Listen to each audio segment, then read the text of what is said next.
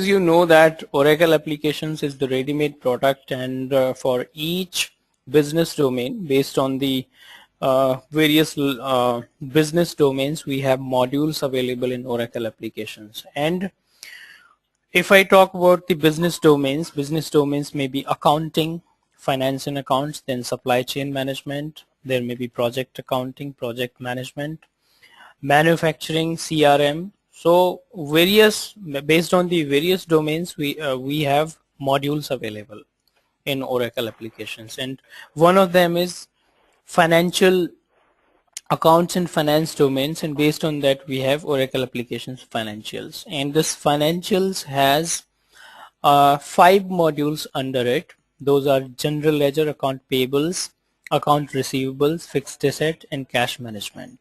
Okay, so these are the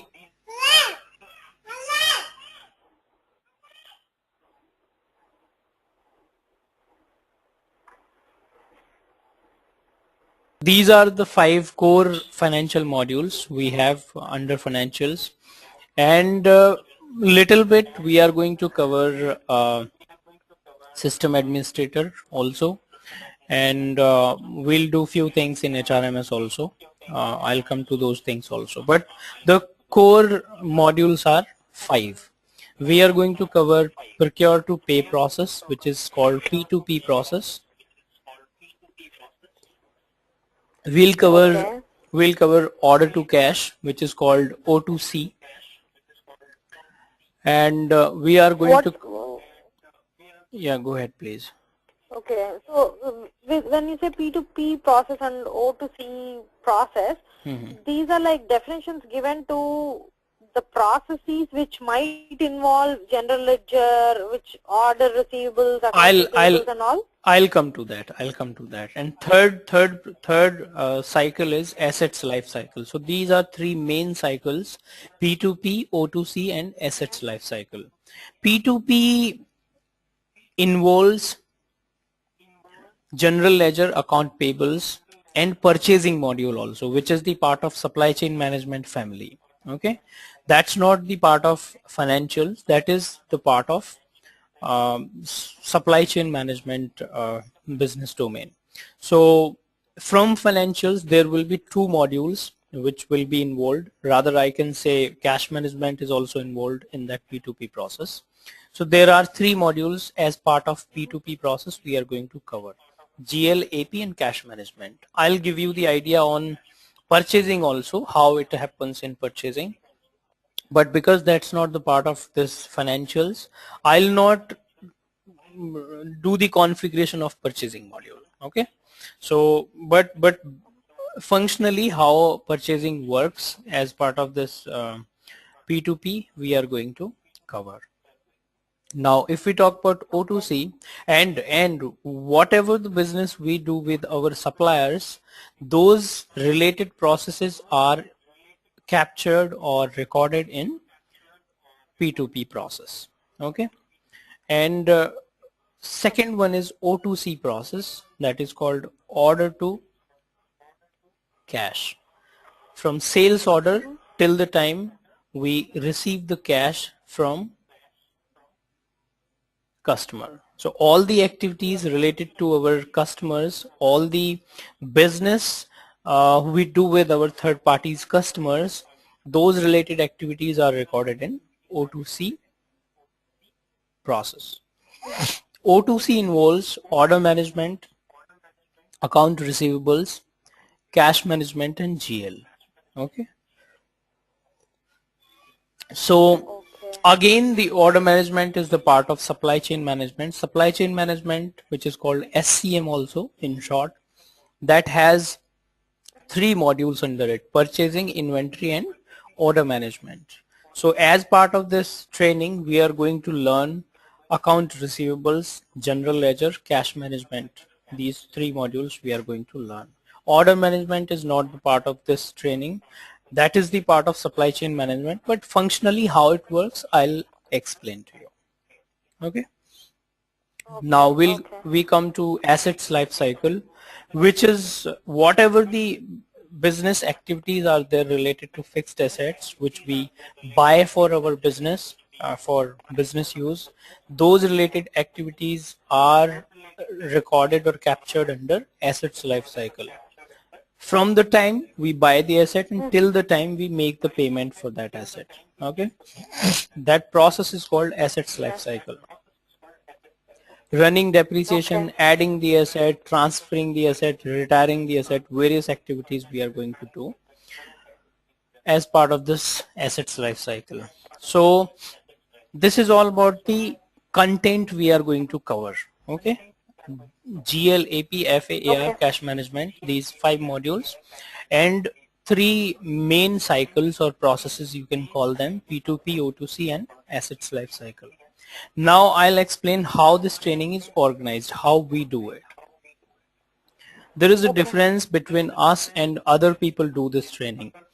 What people do, they will just give you the overview of each module. They will run you through the vision operations data already available in the product. We do not do that. What vision data is, for vision company, for one imaginary company, the setups are already done in the training instance. Okay, that is called vision operations company. So for that vision company, imaginary company, the setups are done, structure is already defined. I mean, organization structure is defined for each module. The setups are already done because this training instance is made for all type of users. Maybe some end user who is planning to learn only journal entry or only invoice entry, so he needs not to do the configuration of each module. He can just log on to this training application and he can learn how to enter invoices, how to process payments, how to enter journal entries. But being a functional consultant, we need to configure each application. First of all, we need to gather the requirement when we are placed at the client place. We need to gather the requirement of that business before implementing this Oracle applications. Okay, we need to Right. understand their business, we need to understand their business activities, their processes. Then we map their business into Oracle applications features and functionalities Correct. available. So then we plan to configure the application as per the business requirement. Okay, that is called configuration or setting up each module.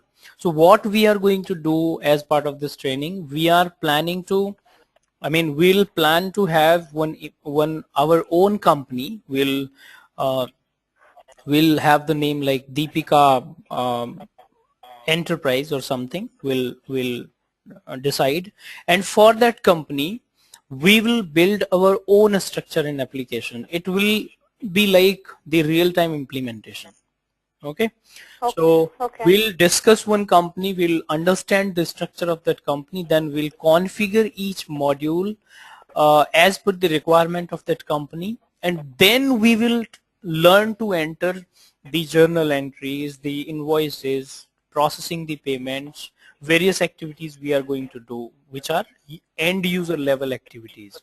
So this is going to be the training from requirement gathering till support. Once we configure the application, after configuration we need to hand over the application to end users so that Okay. they can enter the business activities in application. So during that time they will be facing various many issues. So how to support the application, that also we are going to learn. Support activities we'll learn. So till now I have explained requirement gathering, then how to map it into Oracle applications structure, features, then how to do the configuration of each module, then how to support the application, that also we are going to learn. Because how I do it is, if I directly start with any module like general ledger, if we take the example, and I start telling you what chart of account is, what ledger is, what legal entities, you may not be able to understand, because we need to correlate the real-time business with application functionalities, right? Because these ERPs are made for businesses. Businesses are not made for ERPs, right? So first there is one business requirement, then there is feature available in the product. So if I directly start teaching you the application, you will get bored. You will think that why we are learning these things. There should be a logic behind learning anything, right? So I do not directly start with any module directly. So I'll take one example also of one company during this demonstration today, so that you are able to Okay. correlate the features and functionalities with real-time business. After Okay. learning the So I support. have one. Mhm. I have a question. Yes, So basically, we were talking about the business requirements, correct? So normally, in any development environment, the business requirements are given by the BA teams, or we right, can go ahead and gather them too. right, It is not unusual. right, We going and gathering it. right. After the business requirements, there should be a way to convert those business requirements into technical requirements. I understand this Oracle thing is a packaged application, and we are trying to implement it according to the client's business. Right. What I want to understand is being a functional consultant or being a functional implementer, am I the one who is going to convert those business requirements into technical requirements, or would there be any other team which will be involved in there? Like Who is an Oracle developer? there are three things in Oracle applications. One is application DBA, one is a functional consultant, and third one is technical consultant. Functional consultant's job is to identify the business processes and fit them into standard functionalities available in the product. Okay, so it's not like you just understand the business and convert that requirement into technical design or something. There is nothing involved technically in functional's job. If you are a functional consultant, Oh, you will just understand business processes, fit them into standard business standard functionalities available in the product. So if I take the example of any business requirement like budgeting, what budgeting is. So budgeting is a process. Budgeting is a requirement in business. Businesses use that, right? So what is the compatible functionality available and how we configure the application to achieve that task for business. Another example may be that there is one enterprise who is having one company there in US and one company is there in India. Let's suppose the company is headquartered in India and its subsidiary running in USA also. correct. USA companies entering their data in USD currency, right? But the Okay. entrepreneur sitting at top says here in India that we want to see all the balances converted into INR currency. So how do we do it?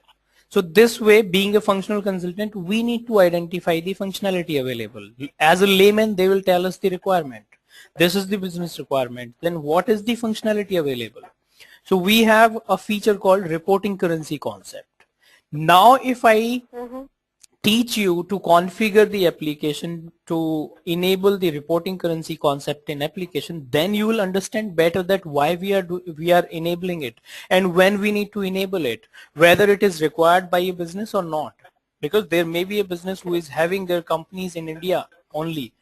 They don't have their Mm-hmm. existence worldwide. So in that case, we don't need to use that functionality at all, right? Okay. But as part of Okay. this training, we are going to learn all possible functionalities which are given in the product. A second example Okay. may be, second example, business example may be like there is one X company and that company is going to acquire one more company Y. So balances of these Mm-hmm. two companies are to be consolidated. They want to see the consolidated balances of these two companies at one place. What we need to do in application to do that? Or if under one enterprise there are two companies, the business wants to see the consolidated balances of these two companies. What we do?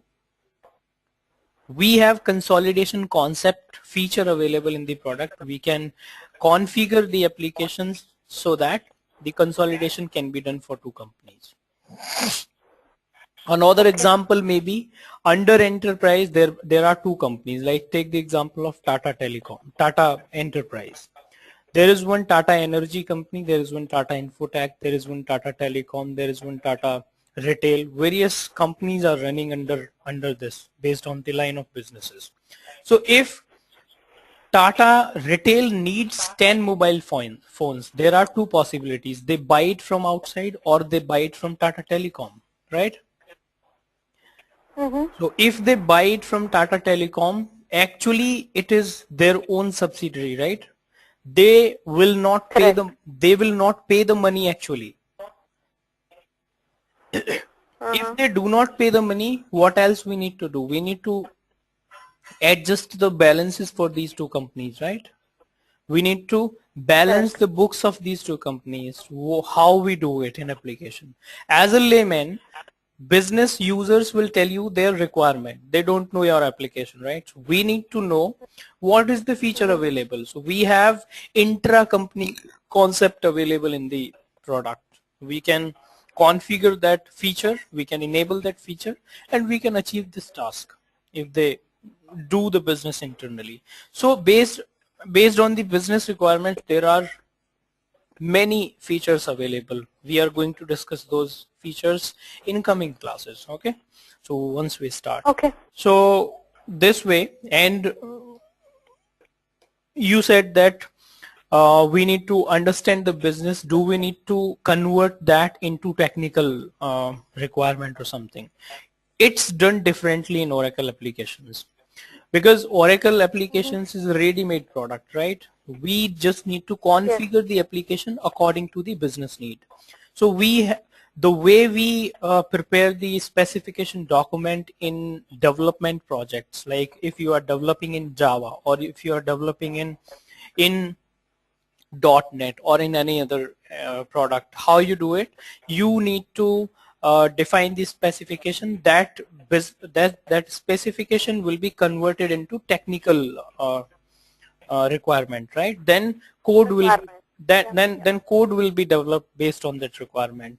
How it happens in Oracle Correct. applications, for standard functionalities, if the functionality is already available in the product, then we don't need to convert that into technical requirement. We just prepare the requirement gathering document, then we prepare BP80. There is something called AIM methodology in Oracle applications, which is called Application Implementation Methodology, which is introduced by Oracle Corporation. Okay, so Okay. Okay. according to that methodology, for each phase, for requirement gathering, for business mapping, process mapping, for configuration, for support, for testing, for each phase we have a document available, template available. So you're talking about BR hundreds and Exactly, some ERP exactly, exactly. documents and all. Okay. So if Okay, I it get it is, now. if any customization is required, let's suppose there is one process in business and for that process we don't have a standard functionality available, then you will have to prepare MD50. Then based Mm-hmm. on that, MD70, which is the technical specification document, we need to convert the functional requirement into technical design. So in that case, technical consultants will come into picture and they will do it. You don't need to convert any requirement for which the functionality is available. You don't need to convert that requirement into technical. You just need to document it. For requirement gathering, we have RD20 document. For business mapping, we have BP documents. For configuration, we have BR100 documents. For testing, we have TE documents. So for each phase of the project, we have various type of documents available. I mean, templates are available. We need to fill in the data in those Okay. documents, because uh, we need to document a project in black and white. So these are the, I mean, AIM methodology is the methodology which is introduced by Oracle, and based on that there are various documents available, templates available, in which we need to record the each phase of the project. Okay. So this is all about the execution, I mean the how I execute the training, and the way of executing is different here. How I do it. Let's suppose I was talking about the intra company, I was talking about budgeting, I was talking about various other things. For those things, I have prepared the small documentation in my words with navigations and screenshots. Though you will be having the access to user guides and implementation guides from Oracle, but those are huge documents, right? Mm-hmm. So I have prepared small documentation for each functionality. Okay. So I'll send out the document first day, then next day in the class we are going to do that in application. Then after the class you can practice on application, because application access will also be given to you, and Correct. Okay. those documents you can keep with you forever. That will be your property after sending it to you. And each class you can record also whenever you want to practice, you want to enable any feature for any business in future, anytime during your assignment also, you can just listen to that video and audio, and you can go through the documents so that it will become easy for you. I get it. But so before we go to the next point, I have one more question. So how important is it to understand the technical aspects of the project? Like, I know this is functional training. So are there requirements, like they need a functional consultant who understands the technical aspects of it too normally? Yes, always how it happens on projects, Oracle application projects, there will be one technical consultant to help you out, if even if there is no customization required, because in standard features also there may be some issues you may face while implementing the product. So there will be a separate consultant to help you out on those things. Being a functional consultant, you just need to know the standard tables, like where invoice data is being saved, where journal entry data is being saved. Only few table names you need to know. You don't need to know the Java, you don't need to know PLSQL, SQL, nothing. That's not required for a functional consultant. Okay, so basically I need to know the schema of the tables, where they are, and the names of the schema and all. Not even name of the schema, only the table names where data is being stored. That is also required when you support the application. In order to investigate any issue, you may need to know the table names, standard table names where data is being stored. That's all you need. Okay. Sounds Okay, good. so Okay. this is how this training is organized. I can give you one example of any business. This example will tell you how Oracle applications can simplify a business process. Let's suppose there is one Deepika enterprise. There is one enterprise called Deepika Enterprise. Okay. They do not have Oracle applications implemented so far. If they buy something for any purchase, what is the least information you need to record for your internal auditing? What is that least information? You need to know If they buy, okay. if they are going to buy something, they need to know what is the account defined for that expense, right? If they are buying the pen, then pen expense should be there. Pen expense account should be there, right? Correct. If they buy pen,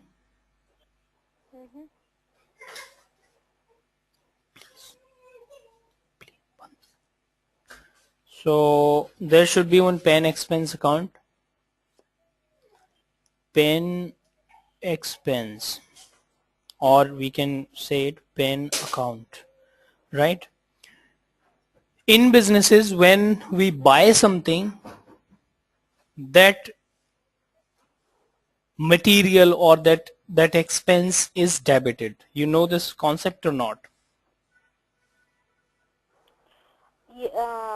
Yes, I mean, yeah, I understand a bit of accounting. So debit what comes in and credit what goes out, right? Exactly, So exactly. I okay. So if the company is going to buy the pen, this pen account will get debited, and that was bought for 100 pennies. Cash account, which will credit Credited. Okay. for 100 pennies. This is the one information you need to have. What is the expense account? What is the cash account you are using to pay to the third party? Another information you need to record about this purchase is that in which currency it is being recorded. Your business is running in which currency, right? Third information, in which financial year your company is running. Okay. Based on the geographical location of company, this financial year is decided. If you talk about any company running in India, what will be the financial year for that company? According to Oh, okay. So according to different countries have different. Okay. if you talk about India, it will be April to March. I'm thinking April to March. Right. Yeah. If your company is running in USA, then it will be January to December. Okay. There are two type of financial years. One is fiscal financial year, another one is calendar financial year. Okay. And what is the difference between these two? Any financial year for companies starting from January and ending at December, that is called calendar financial year. Any financial year starting from any period, any month apart from January, that will be called fiscal financial year. Okay, so we need to know Okay. in which financial year company is going to enter their transaction and what is the year, whether it is 2012, 13, 14, that year also we need to decide. Okay. Then there is one concept which is adopted by companies worldwide, that is that one financial year can be divided into small periods. Why the financial year is divided into periods? Because My, periodically okay. periodically we need to report to tax authorities. Monthly we need to generate some reports. Reports may be related to your future planning or statistics. Reports you may have to show to your stakeholders, your business partners, or reports you may have to submit to tax authorities. So monthly you need to generate some reports, right? Right. So usually one financial year is divided into 12 periods. Small Okay. periods they can divide. By most of the businesses, monthly periodical system is adopted, but you can divide one financial year based on the business requirement. If they say fortnightly periodical system they want to have, or quarterly periodical system they want to have, you can have it. That's not a problem. But usually monthly periodical system is adopted by businesses. Okay. So you need to know that this particular transaction is to be recorded in which period, right? If it is petty Yes. expense, if it is small expense, you may not be concerned about recording the supplier information. Or if you want to record the supplier information, you will have to use account payables module, right?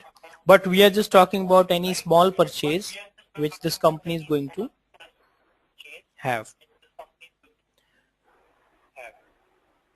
This Okay. is this is the least information for your internal auditing you need to record, right? Okay. Mm-hmm. Now, if Deepika Enterprise is very small company, it is having only one company under the enterprise, only one or two departments, few locations, then it will be easy to secure the data company wise, location wise, department wise, right? Mm-hmm. If this Deepika Enterprise is a huge company and it is having hundreds of companies under enterprise, it is having thousands of locations, thousands of departments, then it will become a difficult task to securely to enter the data securely, right? Yes. Because first we need to enter the data securely, because if company is buying the pen, for which location it is being bought, for which department it is being bought, which company it is being bought for, those that information we need to record, right? Correct. So later on we need to run the report also. We need report that for, let's suppose, X department, how much I have spent on pen, that we need to generate. So securely we need to retrieve the data also from application. So it will become a difficult task for a big company to enter the data securely and then retrieving the data securely later on. So Mm-hmm. let's suppose this is the company now, enterprise, and based on various line of businesses, this company has this enterprise has companies running under it. Deepika Retail, which is into retail sector. Okay. There is one company, Deepika Telecom, which is into telecom sector. You can correlate the real-time business with this. You can take the example of Reliance Enterprise or Tata Enterprise, any company you can take the example of. Okay. Deepika Energy, which is into energy sector. Next company is Deepika Retail.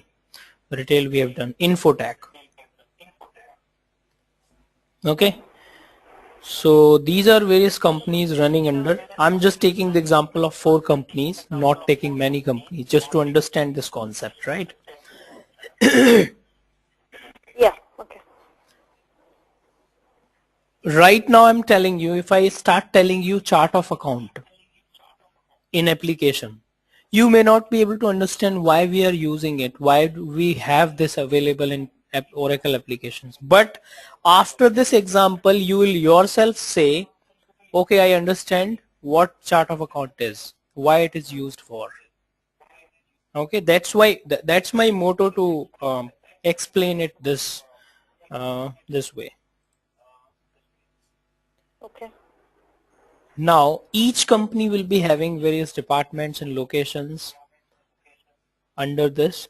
So forget about these companies, these 3 companies, shift them to right hand side. Talk about this company only. Let's suppose this company has various departments like finance, HR, admin, sales, and so on. Okay. Now various locations like New York, Washington, New Jersey, Atlanta, and so on. Okay. Now this company will be having various accounts under it, right? Asset account, liability account, revenue account, expense account. You are aware of those things, right? Yeah. Yeah. Under asset, there may be hundreds of further sub asset accounts, but I'm just writing down main accounts here. Okay. What do you mean by sub-asset account? Under asset, it should have the list of all the assets for the company, Right, correct? right. But when you will define the asset accounts under it, those will be having an asset account type with associated with that, right? Okay. The account type itself is asset. Account, this is main account. Can you Let give an example? Okay. take the example of chair. Chair is an asset, right? Uh-huh. According to accounting rules, there are 5 type of accounts: asset, liability, expense, revenue, and owner's equity or stockholders equity. These are 5 type of accounts. If we talk about chair, if we talk about pencil or pen, chair is asset, right? So asset type of account will have to associate with that material. If we talk about pen, pen cannot be asset, right? It is an expense item. So we need to associate the asset, expense type of account with that item. Getting my point or not? I get it. No, Okay. that's what exactly I was also saying. So, for example, if you have an asset account, if I Yeah. have a building Yes. in New York, for me that building or that location is an asset. Right. You don't create a building account separately, right? You put building under asset account. But in Oracle applications, when we define the building, under asset account you can have a sub account. If you want to define building as a main account, you will have to link the asset type account type with that particular building, so that system can understand that that is the asset type of account. You can have it that way, that Okay. under asset account, main account, you can define sub account and you don't need to associate the account type with that building. If what if you are planning to have building as your main account, then you'll have to associate account type. There are 5 account types. In Oracle applications there are 7. We are going to learn them when we start the training. In general business there are 5: asset, liability, expense, revenue, and owner's equity. In Oracle applications there are 2 additional: uh, budgetary credit and budgetary debit. We'll come to that later on. So expense account, we can do it this way also. Instead of expense, if I want to write down stationery here, I can do it this way also, right? So that all stationery accounts, sub accounts can be listed under this main account. But now when we are defining stationery as a main account, we'll have to associate the account type with it, what type of account it is. So stationery is expense account, right? Expense type of account. Getting my point or not? I'm getting it. Okay, so you can define it this way. In real-time business this may be happening this way also, or to understand this concept we can do it this way: expense, I mean direct main account I'm writing here, then revenue account, then equity account, then cash account. Cash, why I'm writing it, though the cash is also asset type of account, right? Yes, cash is an asset. Yes. Cash is capital asset for our business. So this can be defined under asset, but I'm writing down separately just to understand this concept. Okay. Okay. Now under expense, I'm writing down the pen. There may be pen account, pencil account, various sub accounts you can define, but I'm writing down pen only just to understand this. In Oracle applications, I mean these are our companies.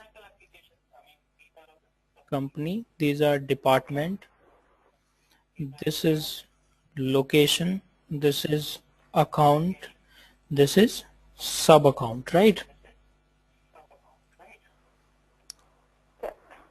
Each Correct. value can be identified with a code in Oracle applications. We can give a code to each value. This can be given 0, 1, and there is a reason behind it why I am giving the code. I consider that number of companies in our enterprise we have is within 2 digits, up to 99. Let's suppose if your business say we have 55 companies only, and we think that we are not going to have the companies beyond 99, then you can give 2 digits. And to decide this size, we have provision in Oracle applications. When we decide this size, we can decide.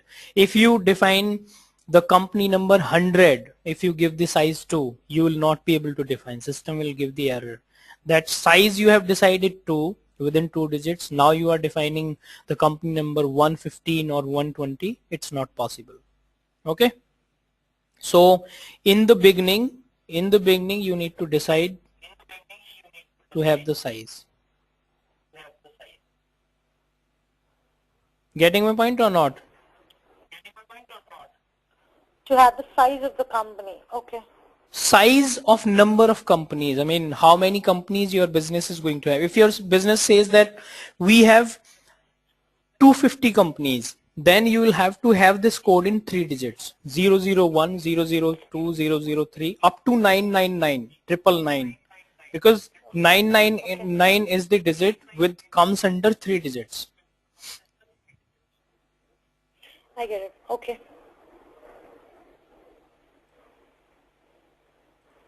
To this one, you can give the code 04. Same way you can decide on departments. If their departments are within 2 digits, you can give the code again 01 and 02. And because you come from this background, you understand that you don't need to remember the codes for each value. Wherever you will be seeing code, the description will also be there. So don't worry about it, that we are giving the code here and we'll have to remember them.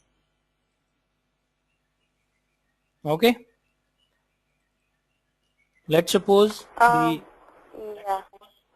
the locations are within 3 digits. Let's suppose 370 is the number of locations. So you'll have to have it in 3 digits.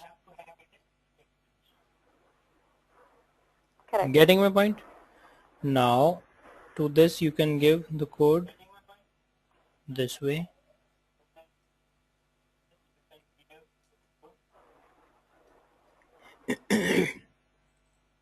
Now to to accounts, you can, yeah, Can you? yes. So, looks like your voice is breaking. Like sometimes it goes on and off. So can you give me your phone number once again so that I can dial back in? Probably it's like the length of the call which is making it. So when I was logging on to go to meeting, there was a pop-up which gave me a phone number and the meeting ID. Now I don't see the pop-up. So can you give me the number to dial in back? It's some 212 number, one something. Okay, meeting ID you want to know? No, the phone number to dial in. I have the meeting ID. Phone number, my phone number you mean to say, or what? I'm not sure about No, that. when you create the meeting phone number, when you created the meeting, go to meeting, there is a phone number you attach to that meeting invite, correct? I'm not sure about that actually. You are not getting my voice clearly, or how is it now? Now it's okay. Let me do one thing. Something happens, then I was thinking the phone might get disconnected or something. So if that happens, then I'll log back in. So if your phone disconnected, then on GoToMeeting window you will be having two options. Okay, another option you can't use because you have problem with your mic, right? Right. Okay. I think that is fine. If I re-log into this meeting, then I think it should give me a phone number. You can do that. I'll be in meeting. You can log out and log in again. Okay, let me try that.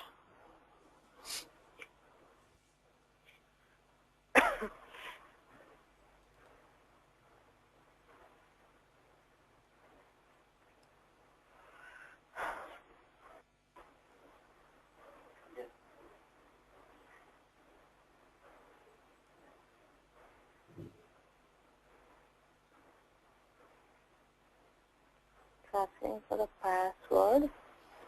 Password is Satya at 83. Okay. Let's see.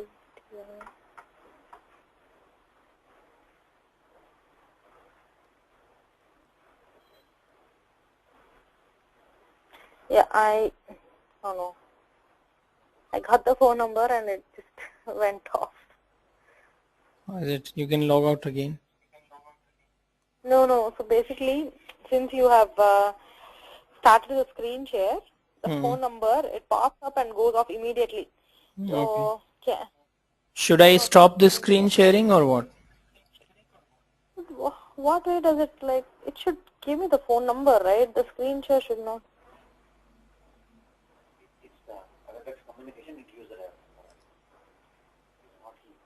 Yeah, so basically what I'm saying is the moment the screen share is starting, that number which is coming at the back of the screen is going, like it's the screen, yeah, can you please stop the screen share once? I have stopped.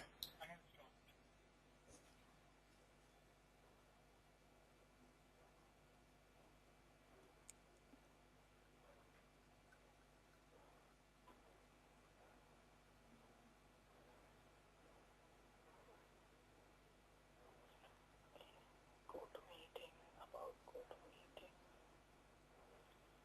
Oh my god.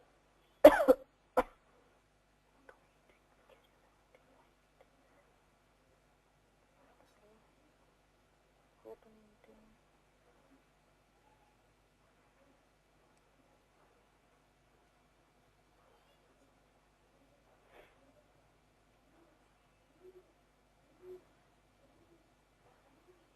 This is the first time I'm seeing something like this. Thing going, I've used it so many times.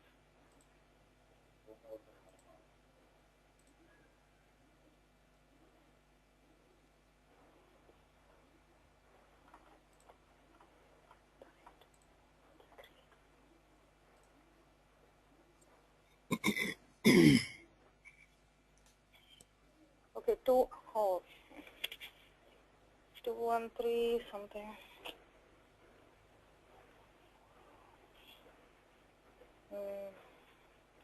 213 930 603. Let me try this.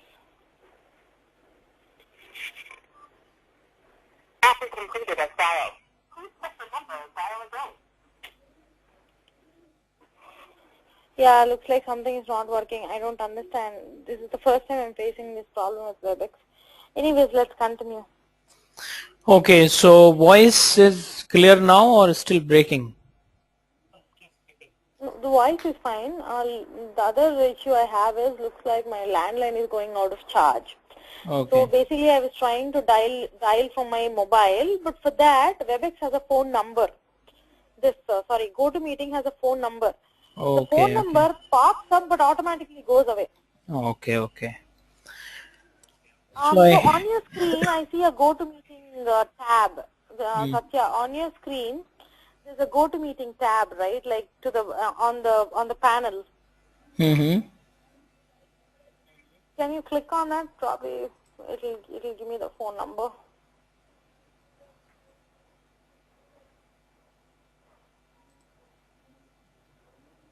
It is not showing the phone number anywhere. It is showing me the passcode, meeting passcode, but not the phone number. That's weird. It should give us the phone number. Anyways, that's fine. Let's continue. If my phone drops out, then probably we can ping and I'll call you back. Okay, so we can give this kind of codes. Why I'm giving 4-digit code here? Because I'm considering the number of account codes are always more for a company. Okay, so I'm giving in 4 digits.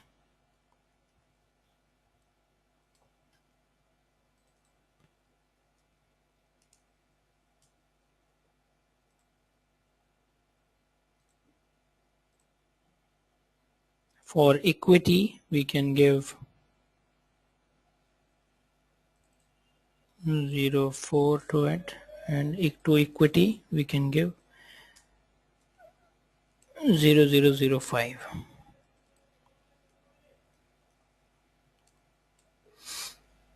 For pen, we can again give 0001. We can keep on defining any number of accounts. Hello? Yeah, I'm looking at it. Okay. So basically, it's like a hierarchy, correct? So anything which is coming under the expense, you are giving it a 4-digit because it is under expense. It's not necessary that you have the 4-digit code for sub accounts. You may have 3 digits code also. Oh, okay. That's Okay, not so basically necessary. it all depends on what is the ID or what is the number you want to assign to that account. Right. Okay, I get it now. So how it will be happening in Oracle applications, to end user all these values will be visible on journal entry screen, but how he will pick up the codes? Can you Hello, say that again? just hold on please. Yeah. I'm getting a call. I need to speak to. Hello, who is this?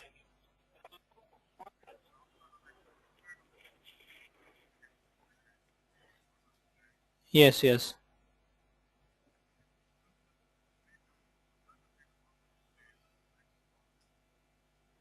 Okay, I have already started it some time back.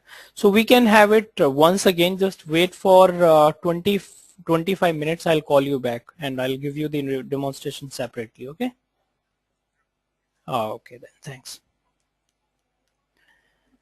So how it will be happening in Oracle applications, the codes will be picked up this way. 001 is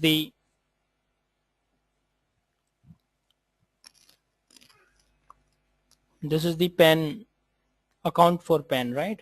Account code for pen. It comes under expense. What user will pick up the code? 003. All other codes will also be visible to him, but he will select only pen. Okay. Now we need to decide for which location the pen is bought. That code will be picked up by him. Let's suppose it was bought for 004. What code will be picked up? 004. For which department this pen was bought? Let's suppose it is for 02. For which company it was bought? It is 01. This will How debit will in. it pick it up? I'll show you. So okay. In application, I'll show you.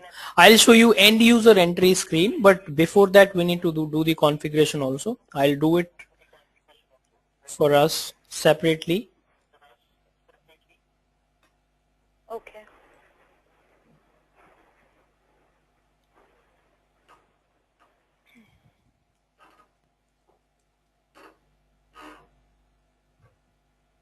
Let's suppose this is the GL responsibility. This is journal entry screen.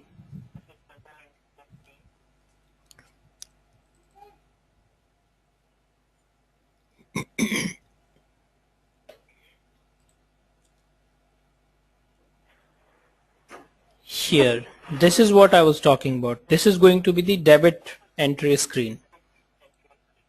Okay. In front of company, you see all company values, but he will choose 01 company because pen was bought for 01 company. Same way department, same way location. But behind this screen, there is configuration which we have already done. We'll do it for you also. During the training, we'll do it. So I now, understand that, but I have a question. So this pen or whatever is a very small thing, correct? yeah, So when it comes to expenses, there might be a lot of goods which are in expenses. Like there might be lakhs of expense accounts right. or lakhs of goods under expense accounts. So are you going to configure each and every account for that, or each and every number for that? Exactly. That's how we need to do in real-time implementations. For each Oh, okay. asset, For each asset, for each expense, we need to define a code here in application. Oh Because, my God. Okay. but don't worry that we'll not have to do it manually. If you don't want to do it manually, there is a tool available to upload the values, because when you will go for implementation, they will give you the list of the account codes and you will have to define it, Oh, okay. but avoid defining it manually. You can use one tool called data loader. There is one freeware available, you can google it also. Data loader can be used to upload the company values. If you have the company number, company values in huge numbers, then you can upload using that tool. I understood that. I think that's like an Excel upload or something, right? Like Exactly, I've right, seen an right, Excel upload. right. Okay. Okay. Okay. How I get it. credit line will be picked up by user, because expense is hitting 01 company and 02 department, so accordingly those will be picked up. Okay. This time the account will be cash, because under cash account we don't have any sub account. So to complete this combination, we can define one default code called 000 just to complete this combination. It will not affect anything, it will not create any problem. Just to complete this combination, we have this. Okay. This will debit and this will credit in application. This whole structure is defined under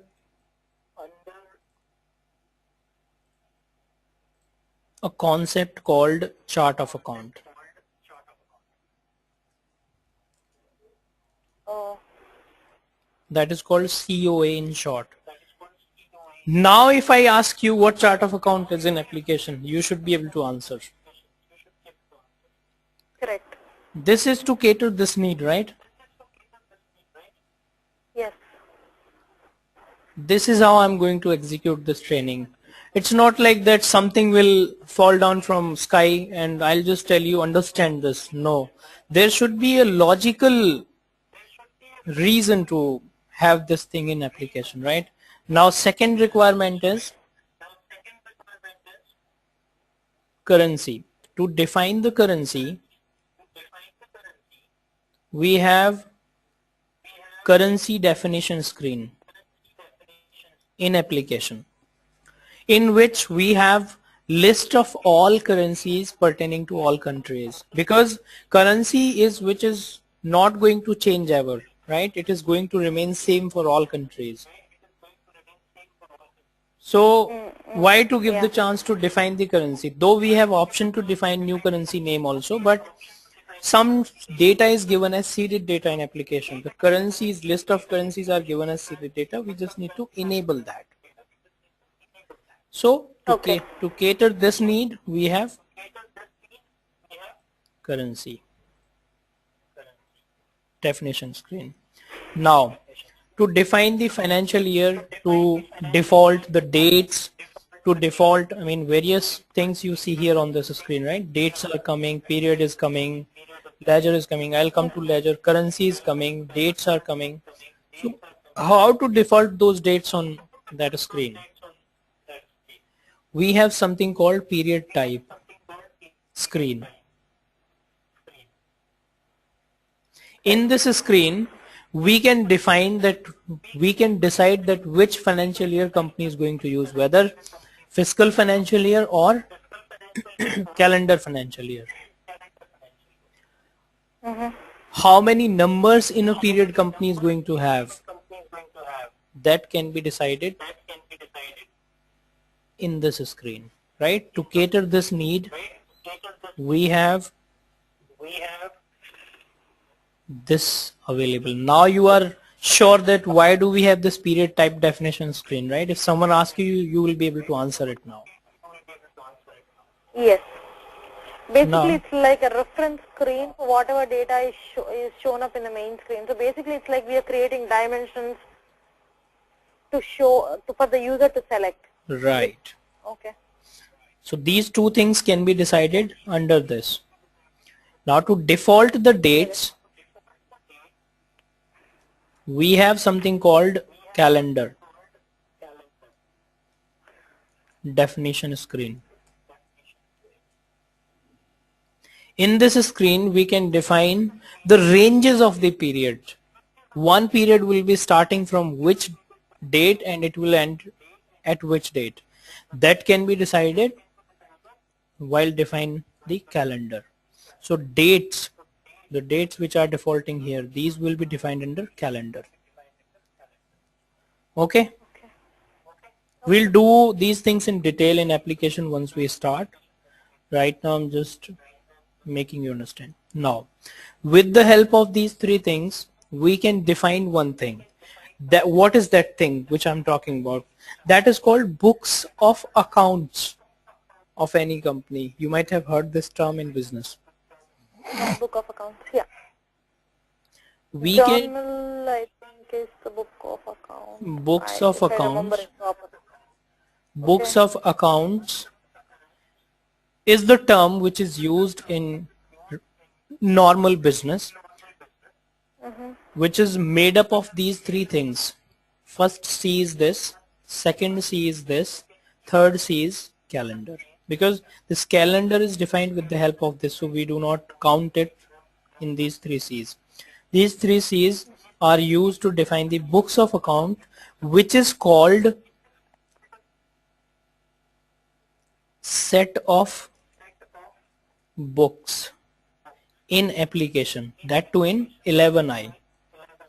In release 12, this same thing, books of accounts, is called ledger in release 12. So ledger is nothing but the books of accounts of any company in Oracle applications. Okay. Correct. And this is made up of 4 C's. SOB is made up of 3 C's. This is very important interview question also. Someone may ask you what is the difference between 11i and release 12 with respect to the books of accounts. So that this way you need to explain. SOB is in 11i, which is made up of 3 C's. To define ledger we need 4th C also. And what is that 4th C? That is accounting convention.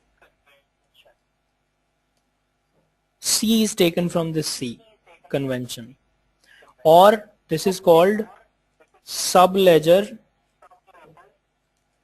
accounting method. In short, we can call it SLAM. You might have heard about one feature which is newly introduced in release 12, that is SLA, subledger accounting. I haven't heard of it, but You can I Google don't it. even know if I. Yeah. Okay. So 4th C is used to prepare the ledger in release 12. What this accounting convention is, I'll just give you the brief overview of this accounting convention. In detail we are going to discuss during the training.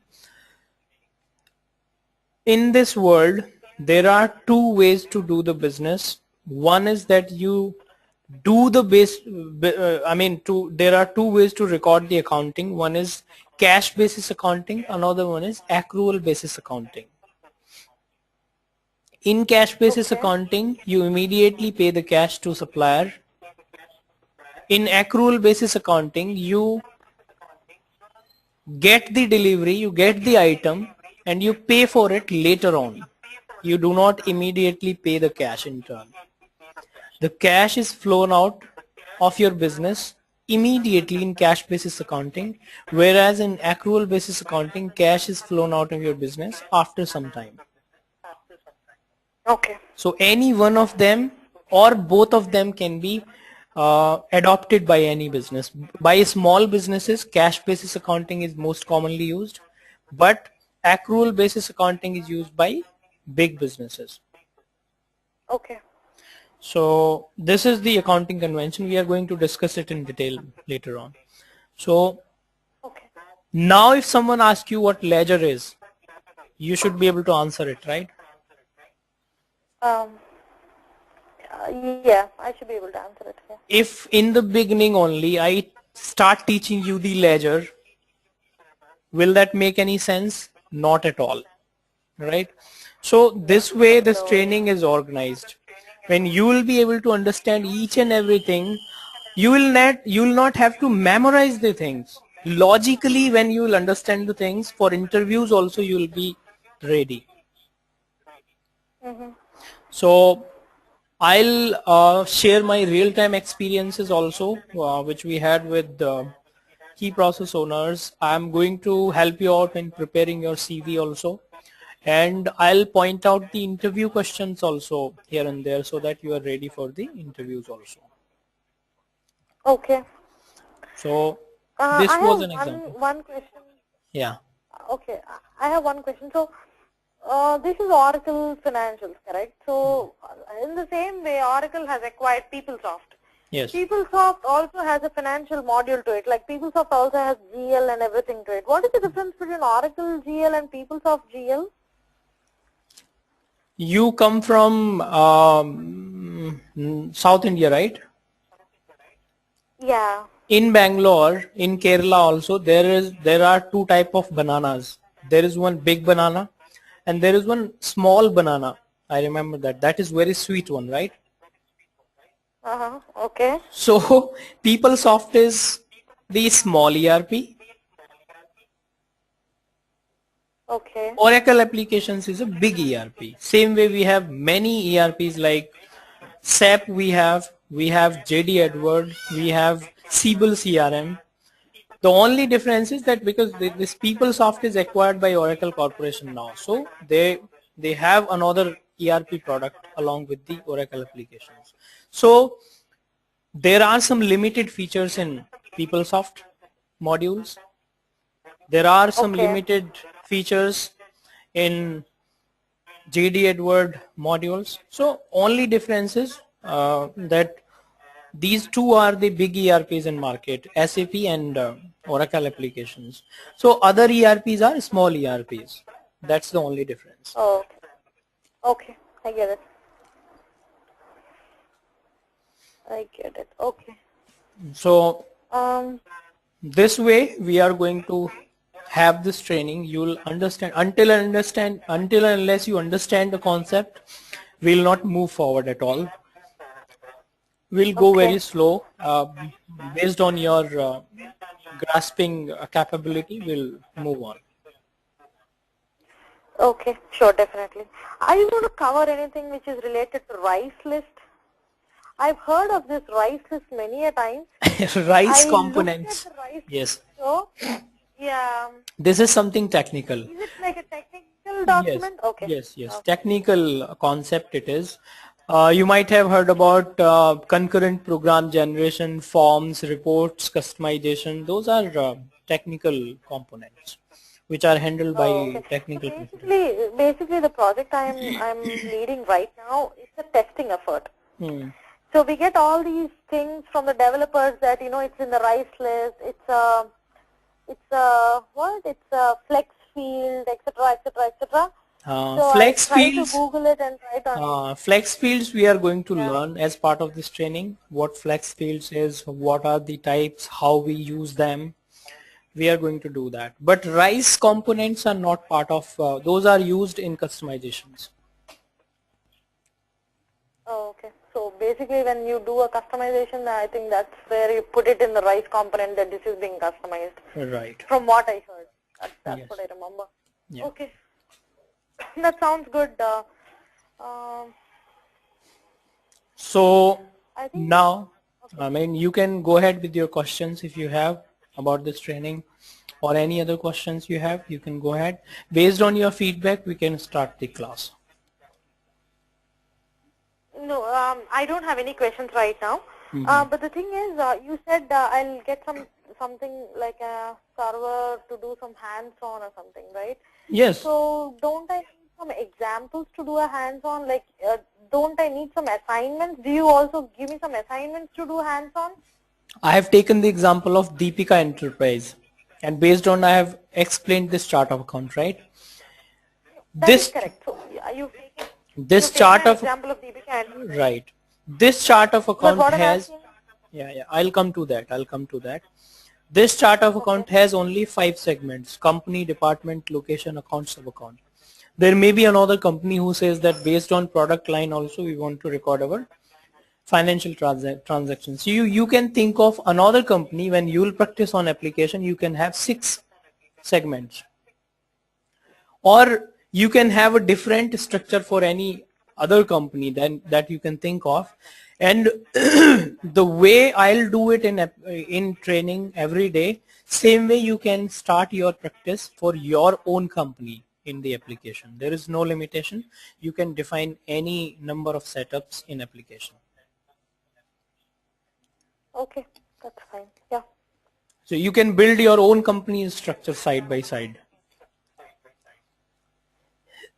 Yeah, I get it. So what I was trying to ask is if there is an assignment kind of a thing, which means that when I start working on the application, I'll not get to know any examples, correct? I might not in detail know, okay, probably this can be done like this, or probably this can be structured in this way. So I was thinking if there is an assignment kind of a thing which is given, or any examples kind of a thing which is given, so probably I can try implementing it, but that is fine. I can play around with it. That's all right, no problem. Yeah, if you will do it yourself the way I've defined the structure in this Excel sheet, if you do it yourself, if you'll start thinking of a structure of any company, that will help you out in understanding the structure of any business when you will work on any real-time implementation. So if you need any ideas to think of the structure of any company, you can discuss with me. Otherwise, if you do it yourself, that will be better. Okay, that sounds fine. Right now I'm working for a company called TJX Companies. Okay. It's like a huge retail chain, so probably I should be able to figure out a few examples. Yeah. Okay, I'm good with it. So, if at all, like we have to start the course, when can we start this? There was one, basically 3 other candidates were supposed to join today, but they didn't join somehow. And I'm going to have a separate demonstration for them. And within next week, within this week, I'll update you when we are planning to start. And maybe that sometime next week we can start. Okay, and what might be the timings of the class? Timings may be the same, the time which we started our demonstration today. That should be fine for you, right? No, that is fine for me, but would it go till this time, like till 11:30 or something? No. It will be 1 hour class. Maximum it will be 1.5 hours. Otherwise, it will be 1 hour only. Okay, that sounds fine. I have a kid, so only after he sleeps I can take the class. So. Okay, and I have one batch running at 6 a.m. IST. I have conducted few classes for him. So if you want to join that batch, I can conduct some classes for you separately to bring you to his level, and you can continue joining his batch going forward if you think. If you feel. It's not any urgent for me. I want to start like from the beginning with another batch. Yeah. You don't have to do that. I'm not in an urgency of learning it immediately. Okay, that's not a problem. I said it's not like if you join that batch you will be lose something. No, it's not like that. I'll cover everything for you separately in a separate class, and then I'll bring you to his level. Then you can continue joining. That's what I was saying. Anything is fine with me. So yeah, it's up to you. How many guys are there in the other batch? And you're saying 6 a.m. right? Which means that it's 8:30 p.m. for me. Right. Might get a little tight. And that too, the daylight savings are going to start like November 5th. So 6 a.m. might be like 7:30 p.m. for me. That's not a problem. If you want to start a fresh batch, that's not a problem. There is only one guy. Actually, 2 guys started, and somehow one guy delayed it. He has already paid, but he will join another batch after some time. He got involved in some project. So I started with 2 guys, but one guy is all there in that batch. Okay, and one another question. You might be training some guys, or you might have already trained some people who are already in US, correct? So I mean, I understand you are in India. The interviews in India are much more tougher than they are in US. I get it, but Yes. would you be able to? I mean, what I'm saying is, do you know any perspective of how the interviews are going down here? Like what might they be asking in the interviews and all? I can share the information of those candidates which I've already trained. Though they are in touch with me, still they are in touch with me. I can get you the list of those candidates. Some of the candidates, you can get in touch with them for that.